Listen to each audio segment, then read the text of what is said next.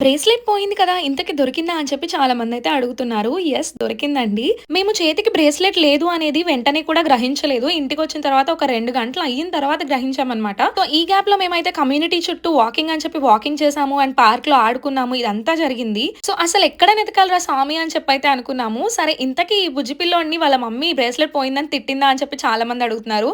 అస్సలు లేదండి. వీడి క్యూట్ క్యూట్ పనులకి, క్యూట్ క్యూట్ మాటలకి అస్సలకంటే అస్సలకే లేదు. బేసిక్‌గా ఆ పసిపిల్లోడు ఏమి తెలిసి చేయడు కదా! అని చెప్పి ఒక మాట అనింది. కాకపోతే అక్క కాసేపు కంగారు పడ్డారనమాట.